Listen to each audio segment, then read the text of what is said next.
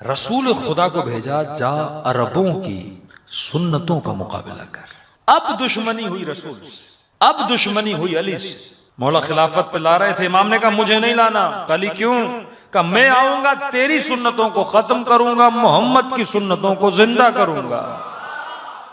کہ تیری سنتوں کو ختم کروں گا کیا مطلب؟ ہم رسول کی سنت پہ نہیں چلتے. کہ مجھے حکومت پہ نہیں لانا، علی تم سے برداشت نہیں ہوگا. اب دیکھیے فاصلہ آ چکا ہے نا، 25 سے 27 سال کا فاصلہ ہے. اتنے سالوں میں مسلمان بگڑ چکا، وضو بدل چکا، اذانیں بدل چکی، نمازیں بدل چکی. ایک وقت ایسا آیا نا جب کا حسبنا کتاب اللہ، یعنی جو نبی نے کہا اسے تو مانیں گے، لیکن جسے ہم کہتے ہیں فہم قرآن. مثلا میں قرآن کی ایک فقہی آیت پڑھ رہا ہوں، جیسے وضو کی آیت ہے، فَاغْسِلُوا وُجُوهَكُمْ، چہروں کو دھو، وَأَيْدِيَكُمْ، ہاتھوں کو دو، مثلا إِلَى الْمَرَافِقِ، مرفق تک، وَامْسَحُوا رُؤُوسَكُمْ وَأَرْجُلَكُمْ، مسح کرو اپنے سر کا اور اپنے پاؤں کا. اب فقی بیٹھا، اس نے کہا میں قرآن کی آیت سے یہ سمجھ رہا ہوں کہ خدا یہ کہہ رہا ہے، رسول سے نہیں پوچھوں گا. میں قرآن کی آیت سے یہ سمجھ رہا ہوں کہ اللہ یہ کہہ رہا ہے، اب میری سمجھ میں یہ آ رہا ہے تو لہذا وضو میں اس طریقے سے کروں گا. اب لینا دینا نہیں رسول نے وضو کیسے کیا، میری سمجھ میں یہ آتا ہے قرآن کی آیت سے وضو ایسے کیا جاتا ہے. امام نے کہا مجھے نہیں لانا. مولا علی جیسے حکومت پر آئے، رمضان کا مہینہ شروع ہوا، مسلمانوں نے تراویح شروع کر دی. علی مسجد میں گئے، صفیں لگی ہوئی ہیں.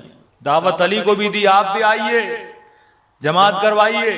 امام نے سب کو جمع کیا کہ خبردار علی کی حکومت میں جماعت کے ساتھ مستحب نماز نہیں ہوتی، باطل ہے. واجب نماز ہے جماعت کے ساتھ پڑھی جاتی ہے. صبح کی نماز، دوپہر کی نماز واجب نمازیں ہیں. مستحب نماز جماعت کے ساتھ پڑھنا حرام ہے. رسول نے کبھی نہیں پڑھائی.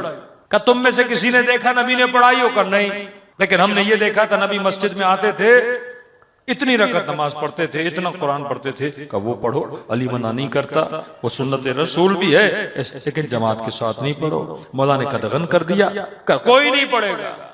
مدینے میں آوازیں بلند ہو گئی، واہ سنتا، واہ سنتا، ہماری سنتوں کا کیا ہوگا؟